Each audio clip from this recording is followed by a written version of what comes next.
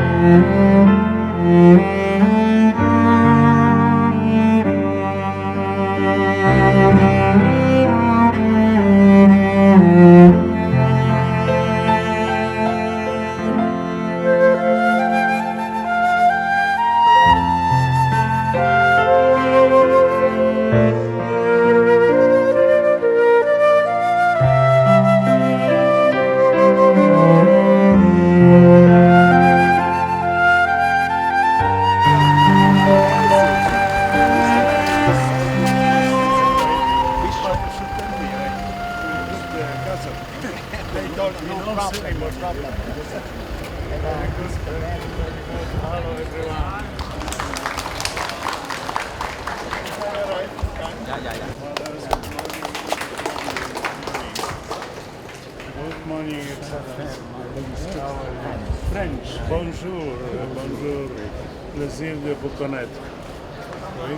Il sera 53. 52. Élève presque.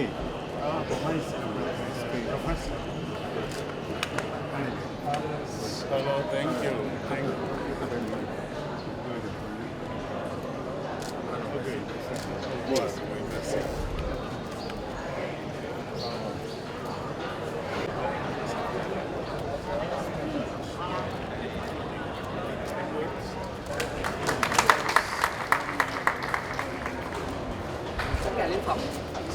This is the second American issue. Studiato a Roma 7 anni. Usare tante lingue. Ah, sì, sì, sì. Inglese, italiano. Sì, sì, sì, bellissimo. Okay. 200 priests, you said. 260. 265. It's in the USA. Yeah. Oh, good English. Yeah. Because we sang the homilies a few days ago, but the speech, I think my secretary forgot. Did you get my speech this afternoon? Yeah. Father Joseph followed. Father Dominic. Translate the homily mass. Right. Because Father Joseph at the Bishops' Conference followed, I don't know to whom, Yeah. the text here. Yeah. Exactly. Yeah. Take a look at Pictures later. it. Now no official ceremonies. I need my castle. Yeah. No need. Yeah. Now I will lead you to the room. Okay. And so you need your luggage. Yes. Yeah. I'm here. Because I have castle, I have the, Okay. I will stay 1 week.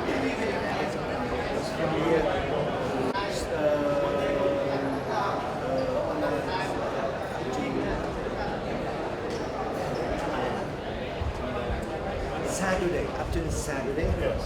to Then I move. winter.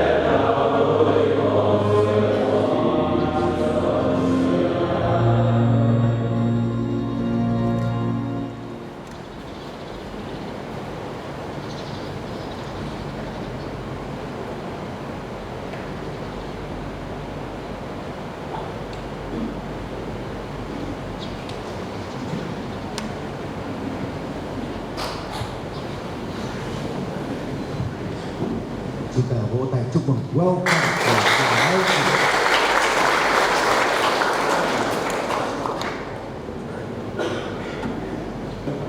Dear Most Reverend Joseph, beloved Bishop of Xuyên Diocese, and especially Archbishop Marek Zalewski, the non-residential pontifical representative for Vietnam.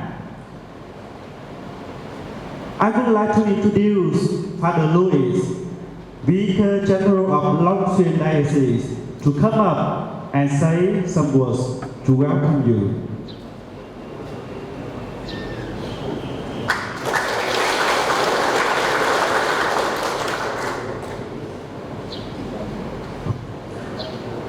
Trọng kính Đức Tổng Giám mục Marek Zalewski, trọng kính Đức cha Giuse, Giám mục Giáo phận Long Xuyên. Thật là một niềm vui lớn lao cho Linh Mục Đoàn của Giáo phận khi trong tuần cống phẩm năm 2019 được hân hạnh đón tiếp Đức Tổng Giám mục Marek Zalewski, vị đại diện của Đức Thánh Cha Francisco tại Việt Nam, thay lời cho các linh mục hiện diện và 13 thầy đã mãn khóa đại chủng viện sắp sửa lãnh nhận chức phó tế. Chúng con xin kính dâng lên Đức Tổng Giám mục lời chào mừng nồng nhiệt nhất của chúng con.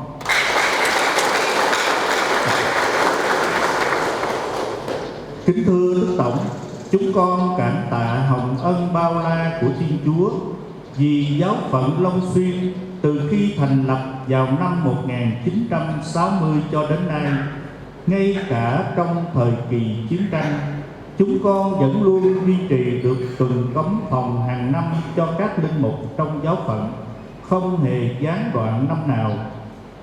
Trong những ngày qua, chúng con đã dành nhiều thời gian để suy tư và cầu nguyện dưới sự hướng dẫn của Đức cha Vinh Sơn Nguyễn Văn Bản, Giám mục Giáo phận Ban Mê Thuộc. Cũng chính dịp cống phòng năm này, chúng con xác định đường hướng mục vụ tu đức và truyền giáo cho Giáo phận Long Xuyên trong năm 2020, nhân dịp mừng kỷ niệm 60 năm thành lập Giáo phận. Sự hiện diện của Đức Tổng thay mặt cho Đức Thánh Cha Francisco là một sự củng cố đức tin cho chúng con, là sự cổ vũ và khích lệ giúp chúng con sát tín hơn vào ơn gọi linh mục và ơn gọi nên thánh nhờ đức ái một tử. Kính xin Đức Tổng chuyển lời tới Đức Thánh Cha lòng biết ơn, sự yêu mến và trung thành của các linh mục thuộc Giáo phận Long Xuyên chúng con. Trong thánh lễ khai mạc năm thánh của Giáo phận, để cầu bình an và tạ ơn Thiên Chúa vào chiều hôm nay với các giám mục và linh mục thuộc Giáo phận tại nhà thờ Chánh tòa, chúng con sẽ cầu nguyện nhiều cho Đức Thánh Cha Francisco và cho Đức Tổng. Xin Đức Tổng thêm lời cầu nguyện để Giáo phận Long Xuyên chúng con luôn hăng say loan báo tin mừng, nhiệt tâm phục vụ cho anh chị em tại địa phương này. Chúng con xin kính chúc Đức Tổng luôn được khen an và gặt hái được nhiều thành quả trong chuyến viếng thăm mục vụ giáo phận chúng con, cũng như trong việc phục vụ giáo hội tại Việt Nam. Chúng con xin cảm ơn và kính chào Đức Tổng.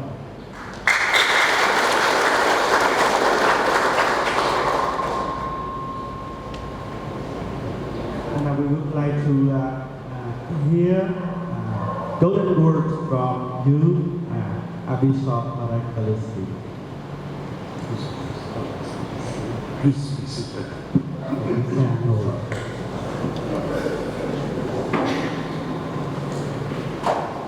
Excellency, dear Bishop Joseph, Monsignor Vicar General Louis, other Monsignors, if we have some here among us, dear fathers, brothers in priesthood. Tôi xin được kính chào Đức cha Giuse, quý cha cố, quý cha cùng tất cả quý thầy trong Chúa Kitô. Giờ này đây chúng ta quy tụ trong ngôi nhà thờ thân yêu này. Today I prepared for you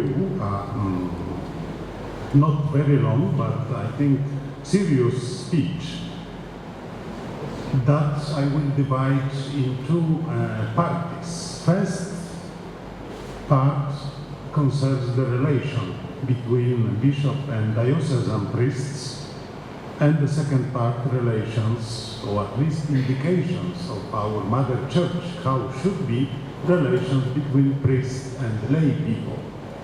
Chiều hôm nay tôi chuẩn bị để nói với quý cha một bài ngắn thôi nhưng là những điều rất là quan trọng với hai điểm. Điểm thứ nhất là về tương quan của giám mục với các linh mục, và điểm thứ hai đó là tương quan giữa các linh mục và giáo dân. And after my speech, if we still have time, we exchange some view, fraternal view, or some question concerning the life of the Church, my mission here in Vietnam, the Holy Father, the Universal Church. So will be very open subject. Sau khi bài nói chuyện của tôi thì nếu còn thời gian thì tôi sẽ dành để trả lời các câu hỏi của quý cha về đời sống của giáo hội, về việc Đức Giáo Hoàng bổ nhiệm tôi làm việc tại Việt Nam và những điều khác liên quan đến giáo hội. The reports between a bishop and his priests is the most important factor contributing to the health of a diocese. So it is very important how their relations are. If they are healthy or there is some problem.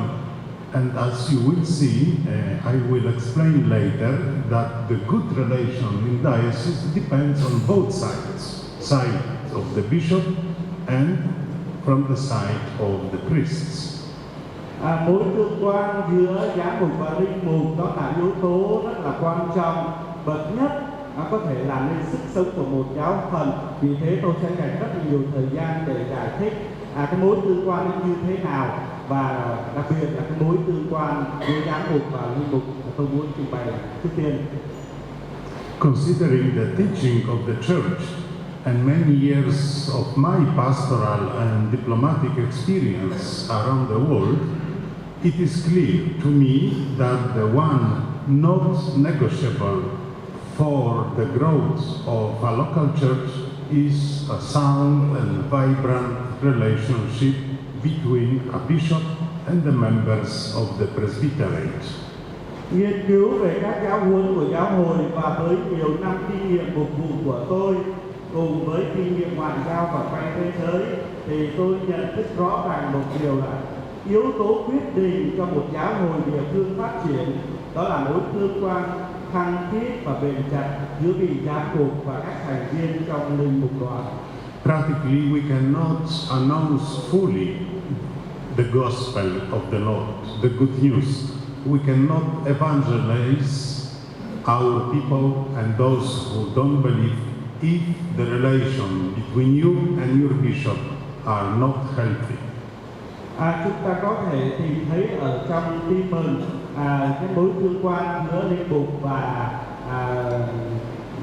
với giám mục của mình nó khác rất nhiều so với những gì mà chúng ta thấy cái mối tương quan ở ngoài đời giữa một người chủ cũng như là một người thợ.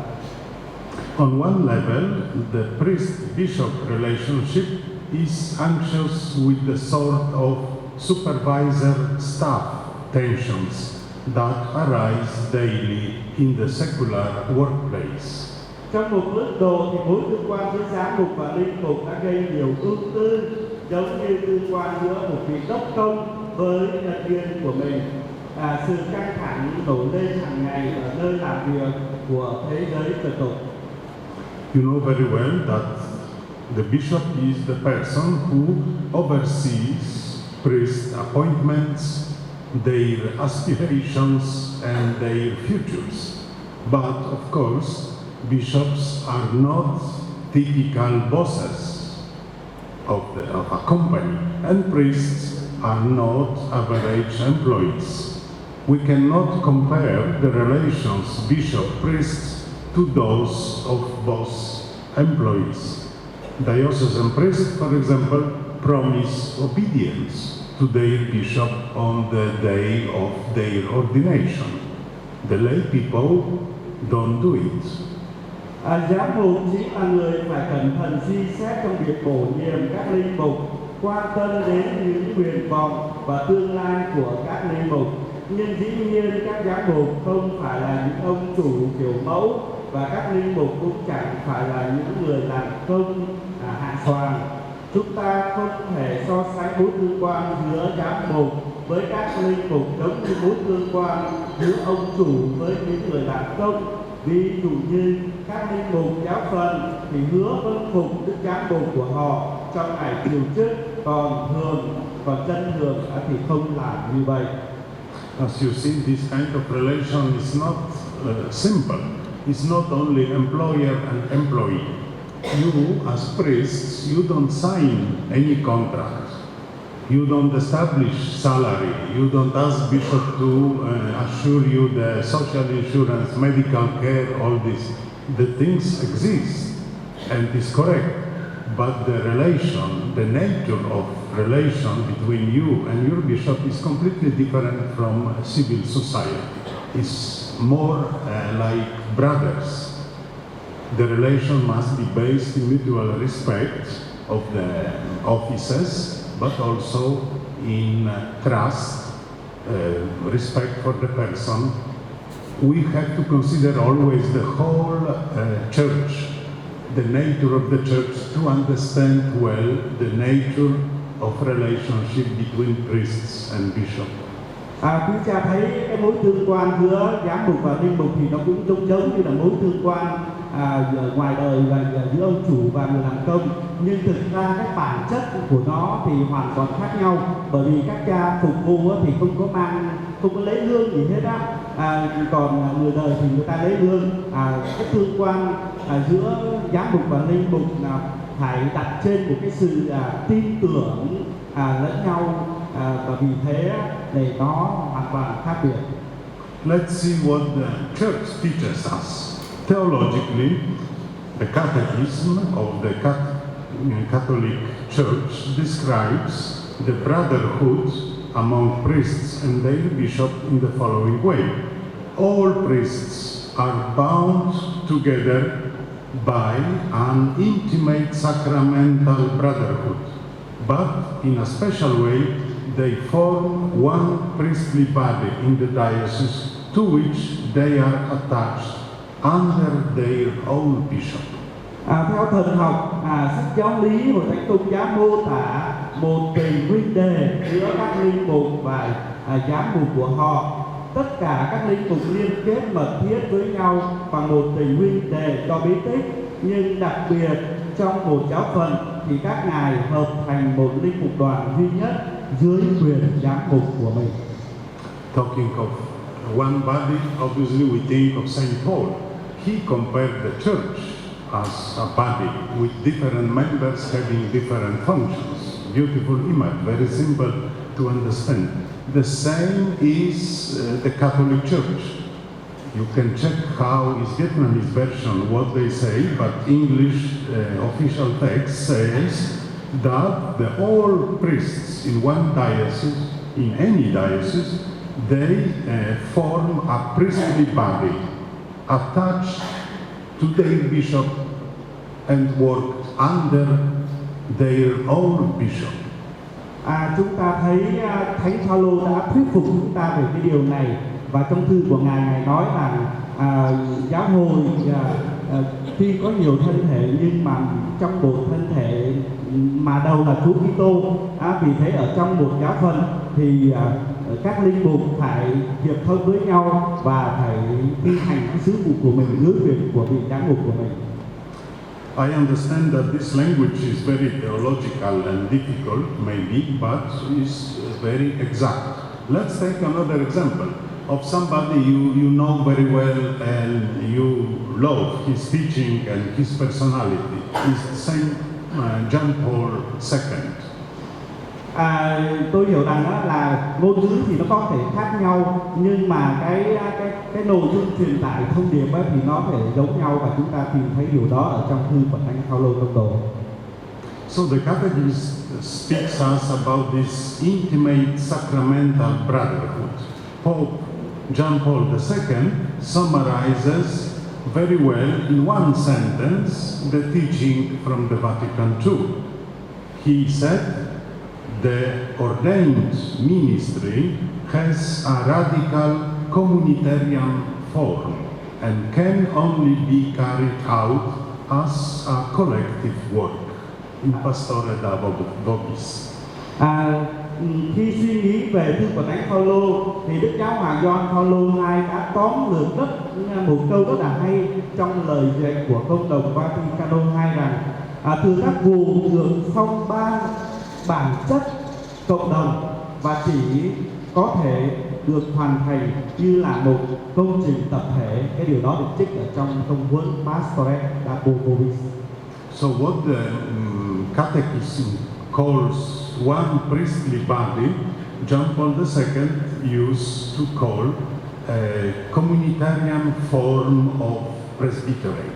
So it's very same concept actually, same teaching of the Church, means that the priest form one body attached to the bishop under his authority, and only in this case we can talk about the communion in one diocese. Single priest cannot act alone. It must be by the nature of the ordination.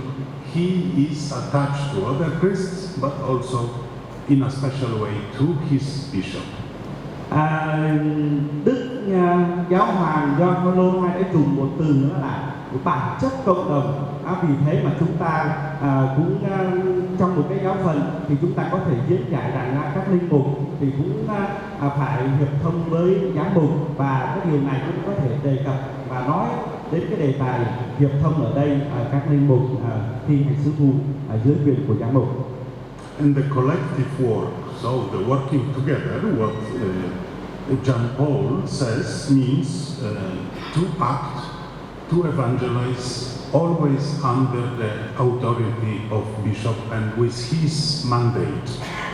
This is the collective work that you do in your diocese. Cái điều này Thánh Phaolô cũng nhấn mạnh đến cái quyền bính ở trong giáo hội nữa, để chúng ta biết phải thi hành cái quyền bính mình trong sự hiệp thông với Đức Giám mục.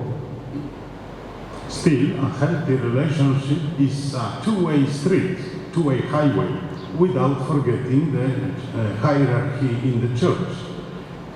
Healthy relationship is a kind of relationship forged by ongoing communication and consultation, respecting the fact that priests have a deep reservoir of pastoral experience that can only benefit the bishop as he works for the building up of the church entrusted to his care.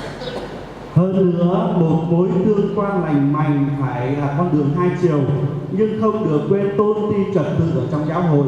Nó là một kiểu tương quan được rèn rũa bởi giao tiếp và trao đổi thường xuyên. Tôn trọng một sự thật là các linh mục có một kho kinh nghiệm mục vụ sâu sắc. Điều đó chỉ có lời cho vị giám mục khi ngài nỗ lực làm việc để xây dựng cái giáo hội, cái giáo phận mà đã được ủy thác cho ngài săn sóc.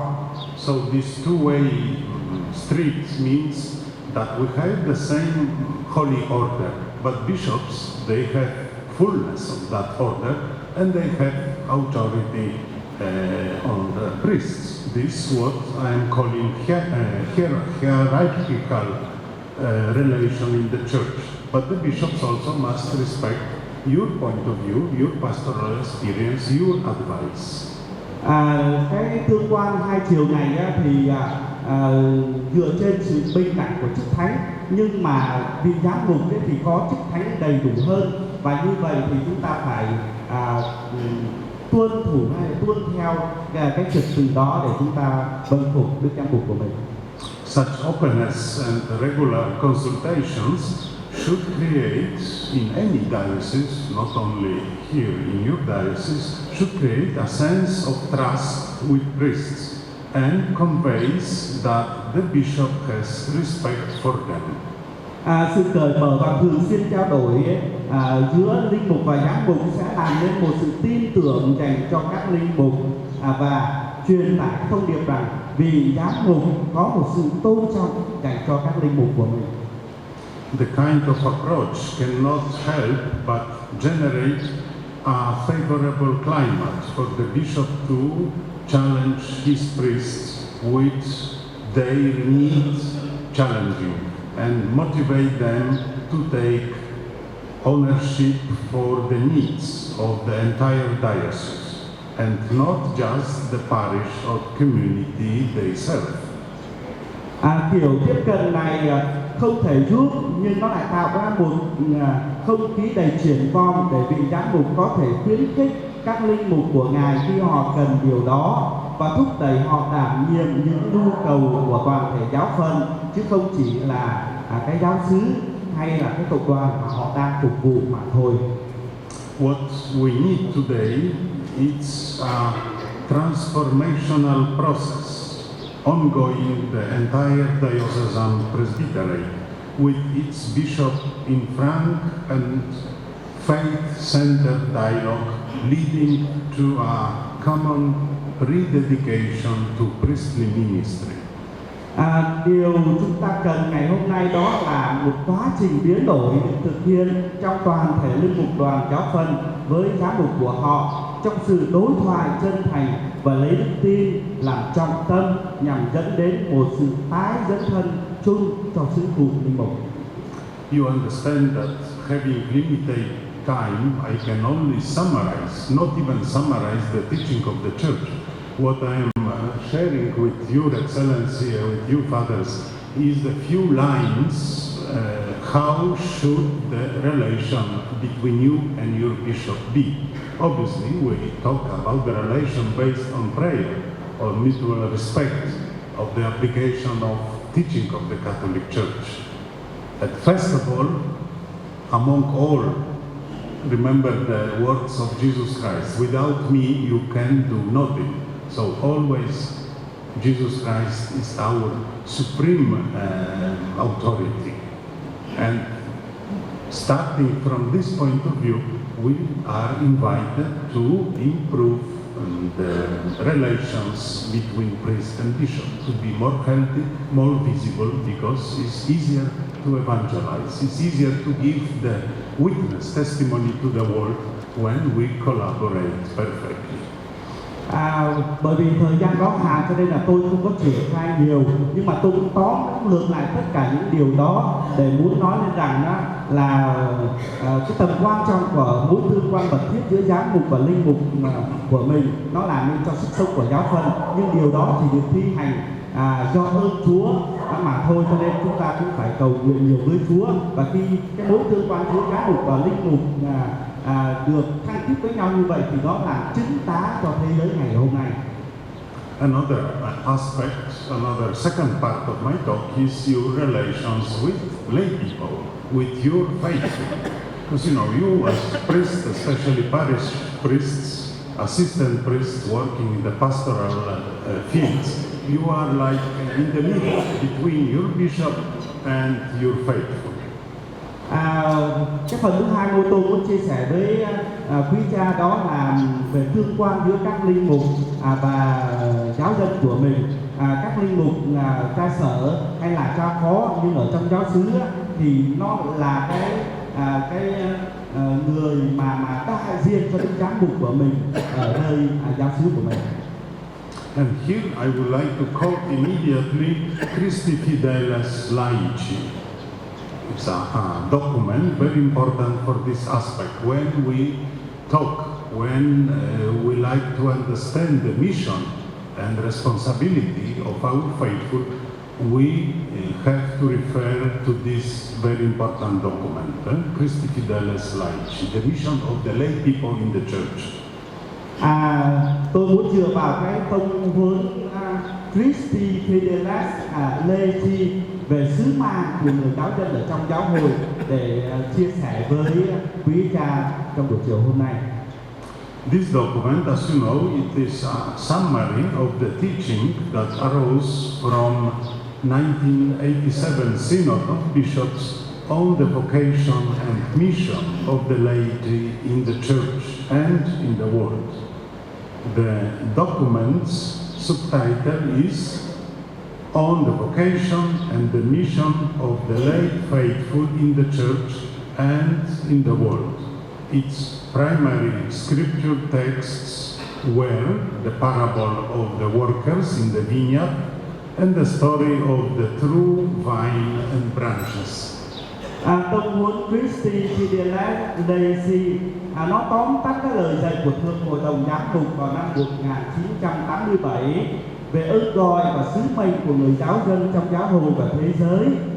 Tiểu đề của tài liệu này là về ơn gọi và sứ mạng của người tín hữu giáo dân trong giáo hội và thế giới. Các câu thánh kinh chính yếu của nó là về dùng ngôn những người tá điền ở trong vườn nho và câu chuyện về cây nho thật và những cành nho. These two biblical texts, obviously the church put in the document purposely to facilitate its lecture, its understanding, because they are very famous, very beautiful, with very deep theology, touching the nature of the church.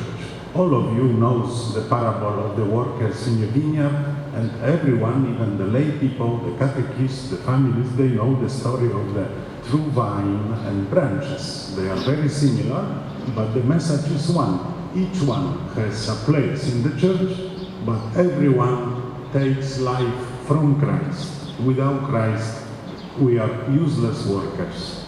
Cái tông huấn này của giáo hội đã sử dụng hai cái dùng ngôn về cây nho và cành nho, cũng như là người tá điền và làm việc ở trong vườn nho.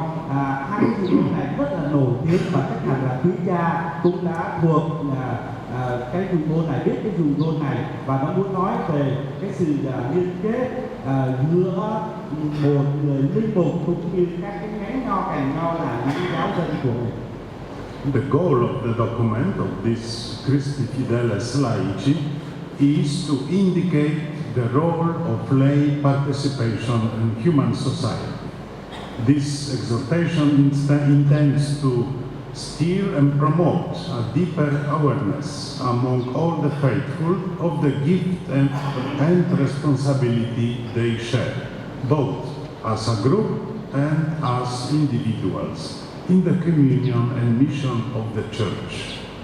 Mục đích của tài liệu tông huấn đó là chỉ ra vai trò tham gia của giáo dân trong xã hội loài người. Tông huấn này nhằm khơi lên và khuyến khích một sự nhận thức sâu xa giữa các tín hữu về ơn ban và trách nhiệm của họ phải chia sẻ. Cả hai vừa tách biệt vừa liên kết trong sự hiệp nhất vì sứ mạng của giáo hội. So the gift and responsibility, this is the two words the Synod for lay people and the document are using. Gift, because we all receive gift of faith, many other gifts from our Lord. And responsibility is how we are using the talents, what we do to multiply the gifts that we receive. Hai cái ơn ban và cái trách nhiệm của người giáo dân thì phải được chia sẻ ở trong đời sống của họ. Cái ơn ban đó là đức tin, vì thế mà trách nhiệm của họ là phải chia sẻ cái niềm tin của mình và khuyến khích các anh chị em khác được lớn lên trong niềm tin của họ. And as I have just told you that the bishop being superior to priest must respect the priests and their views and consult them, the same is for you as parish priests. You cannot consider lay people like nobody. No, they have very well defined and very important mission in the church, and you should respect also their vocation, their gift, their contribution to the growth of the kingdom of God. Nếu như quý cha đòi hỏi linh mục phải tôn trọng bản thân mình thì quý cha cũng phải tôn trọng các giáo dân của mình, bởi vì họ có cái vai trò quan trọng của họ ở trong giáo xứ, cho nên mình phải giúp cho họ, khơi lên cho họ ý thức cái trách nhiệm để họ cùng cộng tác với mình phục vụ giáo xứ được tốt hơn. Christi Fidelis Laici calls attention to the duty of lay Christians to make their daily conduct a shining and convincing testimony to the gospel. For coming generations, lay faithful must offer the valuable contribution of systematic work in catechesis, with parents being the primary catechists of their children. Tông huấn trên mời gọi tập trung vào trách nhiệm của Kitô hữu giáo dân để làm cho các cư xử hàng ngày của họ trở thành một chứng tá thuyết phục và ngời sáng cho tin mừng. Đối với thế giới, đối với thế hệ tương lai, người tín hữu giáo dân phải có những đóng góp có giá trị trong việc hệ thống hóa cuốn giáo lý hỏi thưa, và trong đó cha mẹ là những người giáo lý viên đầu tiên cho con cái của họ. There are many priests in Vietnam, many also in new dioceses, but it's not enough to spread the gospel. You are a small group if you compare with the whole society. This is the reason that you should, or we should start to teach our faithful that they are also missionaries. Evangelization is not the job only reserved for bishops or priests or sisters. No, for everyone. Everyone must be catechist. As the Christi Fidei Laici says, the parents are the first catechists for their children. The other lay people is very good if they teach catechism in the church, but they must be prepared, and this is your responsibility as spiritual leaders. Chúng ta thấy ở linh mục ở Việt Nam thì đông lắm, và đặc biệt là ở giáo phận này thì thấy cũng rất là đông, nhưng mà chưa đủ đâu cho việc rao giảng tin mừng. Nếu mà so sánh với toàn thể thế giới thì chúng ta cũng là một con số nhỏ thôi, và việc loan báo tin mừng cho các dân tộc thì đó là công việc không phải của các linh mục, của các tu sĩ nam nữ, nhưng đó còn là công việc của hết thảy mọi người. Cho nên mọi người phải trở nên những người giáo lý viên thực thụ để có thể truyền tải loan báo tin mừng cho các dân tộc. This is the new teaching. Before the Vatican II, before the Vatican Council II was different concept. Now we consider the church as one body. We maybe rediscover again the teaching of Saint Paul, the fathers of the church. We rediscover the real meaning of the gospel. We don't divide anymore. It's still division because the church is hierarchical, but all of us, all baptized members of the church, all brothers and sisters, all disciples of Christ has the same mission. They must collaborate in the work of the evangelization. Chúng ta thấy trước công đồng Vatican II và đặc biệt là sau thời công đồng Vatican II thì cái việc nhìn về giáo hội nó khác một chút. Ngày nay chúng ta nhìn về giáo hội là một thân thể duy nhất, và chúng ta không có được chia tách cái thân thể đó ra nữa, nhưng mà cố gắng hiệp thông với giáo hội và chia sẻ cái sứ vụ mà giáo hội mời gọi chúng ta trao phó cho chúng ta thực hiện. And no need to say that this awareness of the vocation of the lay people is growing everywhere. Also in Vietnam, also in my country of origin, Poland, in Europe, in the States, in very missionary countries like Zimbabwe or in Africa, the lay people is taking more and more responsibilities. What is the problem? Very often they are not prepared for this kind of mission, and they create problems. Cái vị trí của người giáo dân ngày hôm nay là rất là quan trọng, không như ở Việt Nam nhưng mà trong nước của tôi, Ba Lan cũng vậy, và trong Nam Mỹ cũng như các nước châu Âu thì vai trò của giáo dân đó là rất quan trọng ngày hôm nay. Nhưng tiếc một điều rằng đó là người ta chưa có được chuẩn bị hướng dẫn hay là dạy dỗ cho nó đầy đủ để có thể thi hành cái sứ vụ mà giáo hội ủy thác cho họ ngày một nhiều hơn. This general ministry of the laity has at times also been called the lay apostolate and the lay vocation. Included in this general lay ministry are several specific ministries designed to support the church community. such a lector or reader, extraordinary minister of the Holy Communion, catechist, godparents, and many other names. Today, even in the Roman Curia, many lay people have very responsible offices. So the lay people work also with the Holy Father. They are the head of the commissions and other responsible offices. Ngày hôm nay chúng ta cũng phải trao phó cho người giáo dân có nhiều cái sứ vụ hơn nữa, giống như là người minister trong lễ là cái người mà cai cái Chúa, những cái công tác mục vụ như là điều phối viên mục vụ hay là thầy giáo lý hay là điều hành các cái công việc nhà xứ hay giáo dục hay trường học vân vân, để họ có thể làm tròn cái sứ mạng của họ, và giáo hội ngày nay cũng quan tâm đến họ.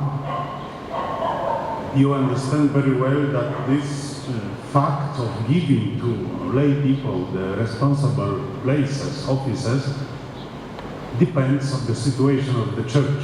Normally is characteristic of the countries or dioceses where the priests are not enough, or where the vocations are at the very low level. So the church, let's say, is obliged to employ the lay people to accomplish her mission. Ngày hôm nay thì ở những cái nơi trên thế giới mà nơi mà thiếu linh mục thì người ta phải thuê mướn và mời gọi nhiều giáo dân hơn để có thể tham gia vào công việc mà điều hành các giáo sứ cũng như các giáo hội. We have to be wise as always, giving to the lay responsible places. This must be decided, must be indicated also general rules by the bishop and the consultors how to deal with this kind of question. I give you another example. In Singapore, there are few priests only, because I am based in Singapore as Apostolic Nuncio, and my second title is not residential representative or special envoy, as the government calls me, to Vietnam. So, but I wanted to tell you another example about my staff.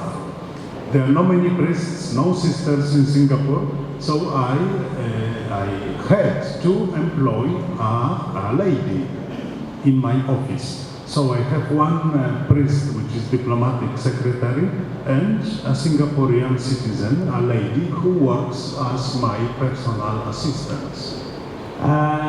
Khi mà quý cha sử dụng những cái người mà giáo dân làm việc thì quý cha cũng phải khôn ngoan và phải tìm cách cho họ được đào tạo bài bản đàng hoàng, thì họ sẽ phục vụ một cách hữu hiệu hơn. Tôi có thể lấy một ví dụ là tôi đang được phân công làm đại diện cho Singapore và đại diện không thường trú tại Việt Nam, nhưng mà anh chị em biết ở Singapore thì không có nhiều các linh mục, các nữ tư phục vụ ở trong cái công việc của tôi, cho nên tôi phải thuê một người phụ nữ để làm cái công việc văn phòng cho tôi, và ở Việt Nam thì tôi chỉ có một thư ký mà thôi.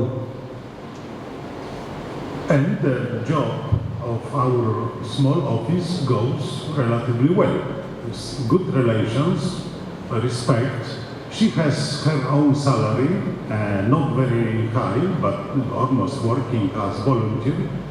But is still some kind of satisfaction, no? From my side, from her side, from the side of the Vatican, the Holy See, because obviously I had to inform the Secretary of State that in the nunciature I am employing a lay person. But what I want to say is this kind of solution we have to think, breathing twice and decide, but must be done according to the needs of the church. So it's up to you, to your bishop, to decide what is the best solution for your parish, for your church, for the evangelization, for your schools, children, youth. Who has to work, who has to serve to evangelize them as best as possible. Cái cô mà thư làm việc cho tôi ở bên Singapore ấy, thì cô ấy có lương riêng của cô ấy, cho nên tôi cũng không phải trả tiền.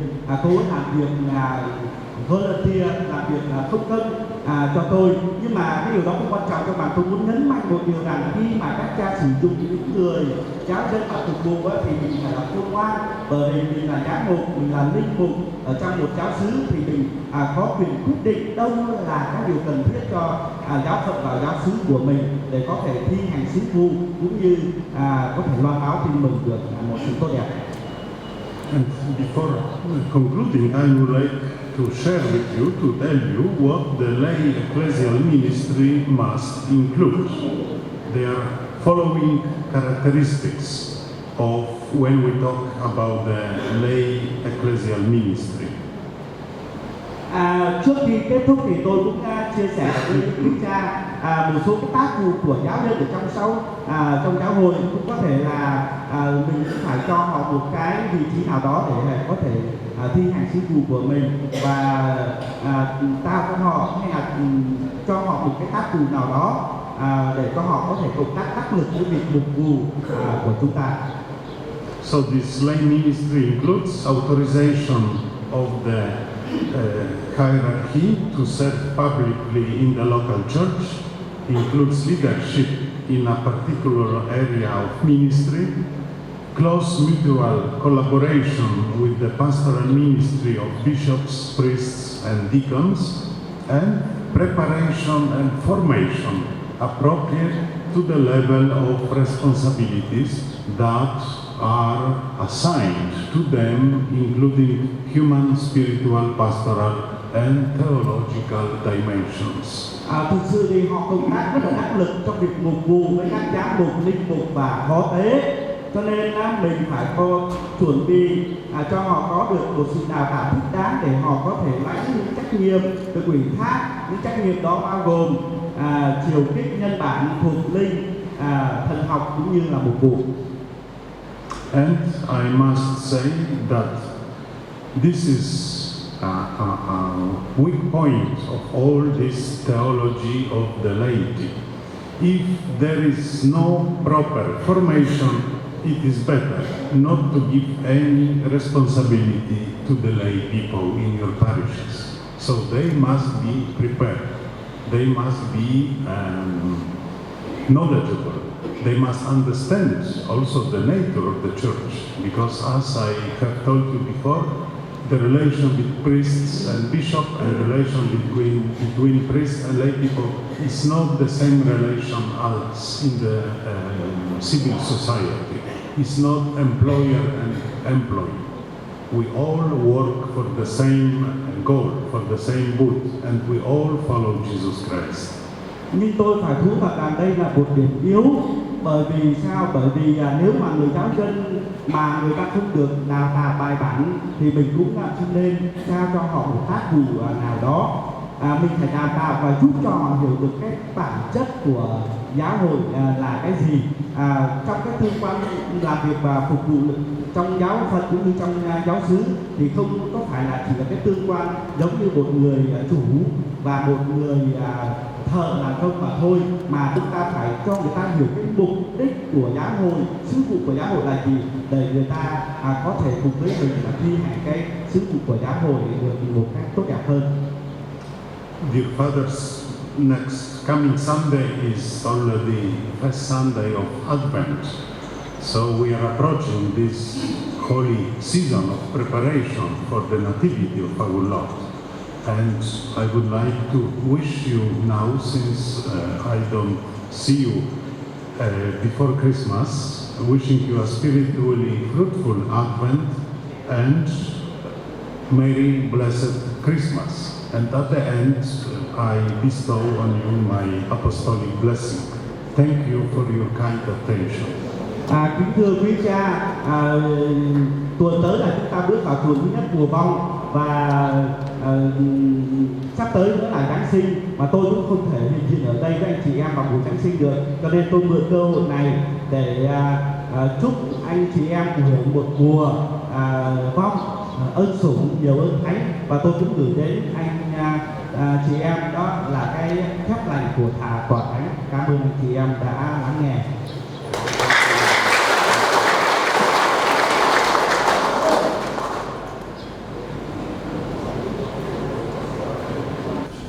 I think we have some more minutes, so I would like to invite some people to ask you some Question or share what I have told them, if they agree or disagree, or they have new proposals, so there are many possibilities.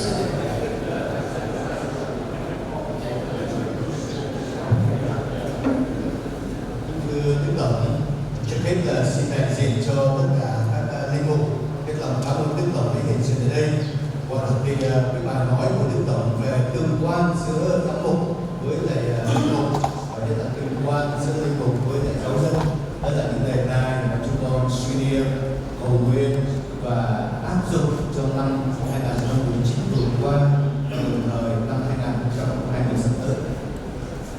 On behalf of all priests here, we would like to thank you for your being here with us. Actually, you share with us two topics about relationship between bishops and priests, and relationship between priests and lay people. We already live and pray and live this year, 2019 already, and we hope that your sharing will help us, encourage us to live more and get more fruitful.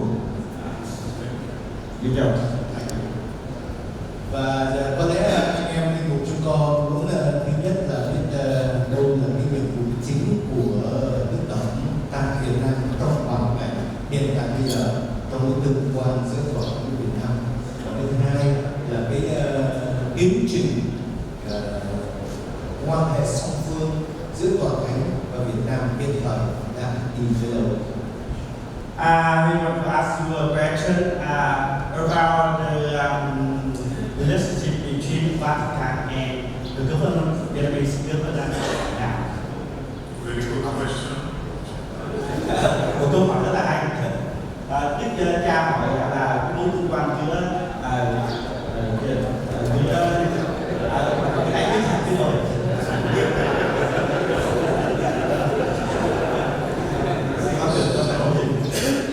Here we can talk and talk and talk again, but I will try to summarize to which point we have arrived so far.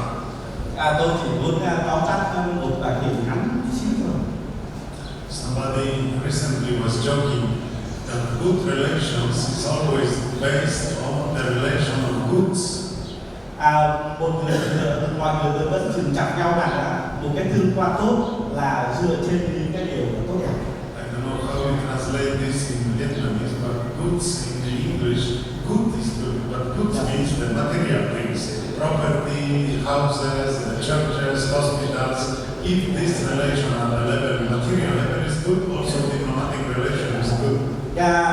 Cái theo cái tiếng Anh chữ good không chỉ đơn giản là tốt, nhưng mà good nó còn là cái tài sản, là những gì tốt đẹp mà mình có thể đánh nhận được. Cho nên ngài bảo là cái mối tương quan tốt, nghĩa là tương quan nó có nhiều cái kèm theo nữa, đó là một cái lời chia sẻ của ngài. Two points that I have to tell you, replying to the question of your bishop.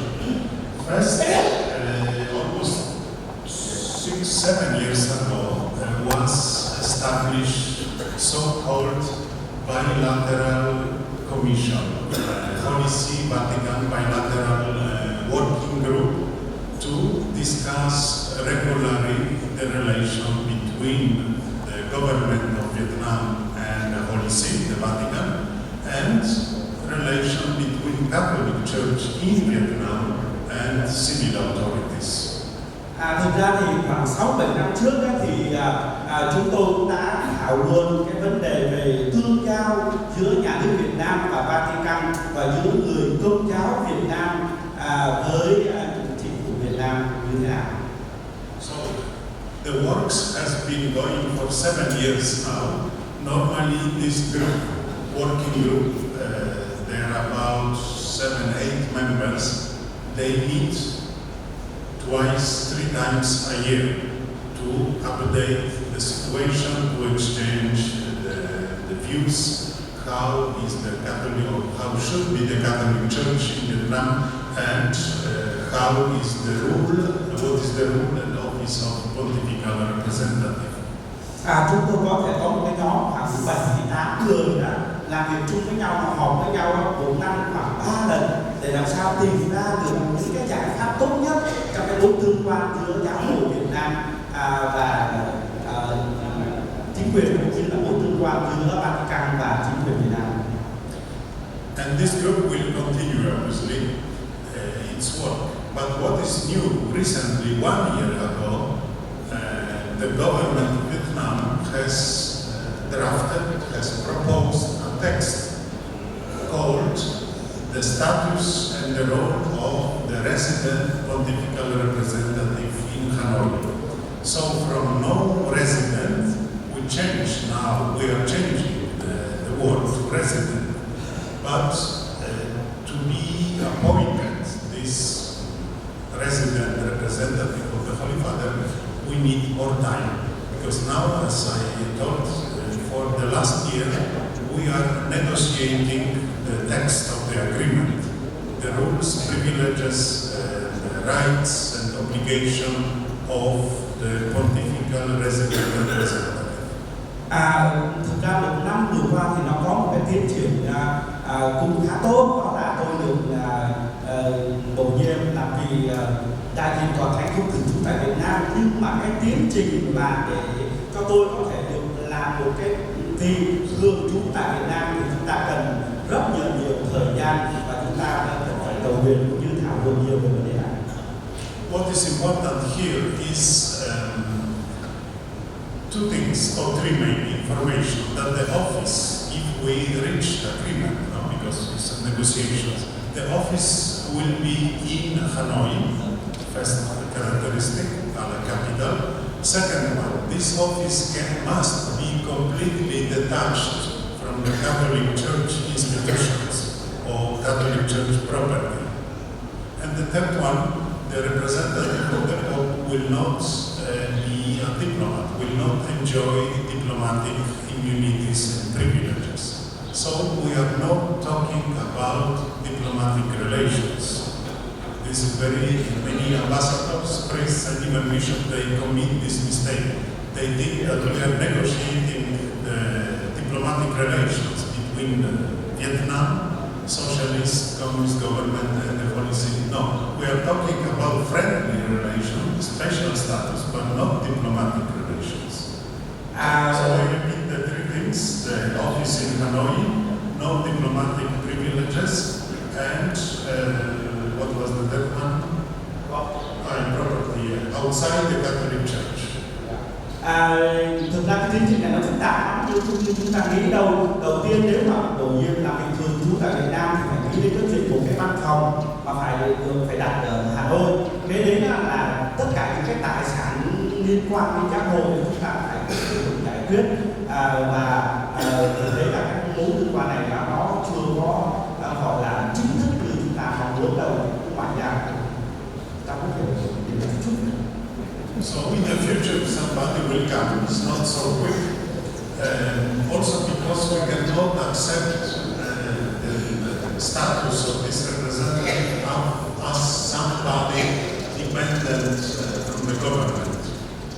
He will be Archbishop, probably must be free to travel, to meet the priests, politicians, diplomats, not a functionary of the government. That the government will tell him do this, say this, go there. No, we cannot accept this concept of pontifical representative. Our Christian philosophy says that God created us free, and we have to use this freedom to build our society, to improve the relation, to build the kingdom of God.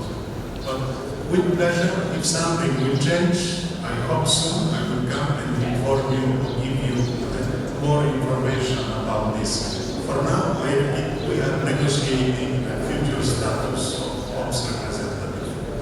Chúng ta cũng biết là cái tình thế hiện nay thì nó không cho phép được như vậy. Trong tương lai thì hy vọng rằng là các việc bổ nhiệm giám mục hay là các bổ nhiệm vị này vị kia nó không có phải là xin phép nữa hay là chỉ tôi muốn này tôi muốn nhà nước tôi muốn vị này tôi muốn vị kia nữa, nhưng mà chúng ta hy vọng là tương lai nó sẽ tươi sáng hơn và nó có một cái gì đó tương giao chính thức giữa Vatican và nhà nước Việt Nam thì sẽ đạt được một cái kết quả mong ước, và tôi hy vọng vậy là tôi sẽ có một dịp sẽ đến đây với anh chị em thường xuyên hơn. For now, Excellency, I will continue with my mandate, my job, and I will come twice a month normally to Vietnam, but I cannot stay here. My status is not residential, so I have to go each time and go back to Singapore. Ngài bảo là vì là không phải là thường trú tại Việt Nam cho nên ngài không được phép ở đây đâu, và ngài đến đây rồi ngài lại phải trở về đến Singapore để ở nơi đó, và chúng ta đi chạy đi. Thank you very much. Đức Tổng, chúng con hết lòng cảm ơn Đức Tổng, và rồi chiều nay bên nhà thờ Thánh Tòa chúng ta sẽ hiệp thông với nhau trong thánh lễ để tôn thờ Thiên Chúa và bày tỏ sứ vụ của giáo hội tại cộng hòa Xuyên Cửu Long. Xin hết lòng cảm ơn. We thank you very much for being here and sharing with us your experience. In the evening we have a mass in the Cathedral Church, and we will share with each other the communion of the church. Thank you very much.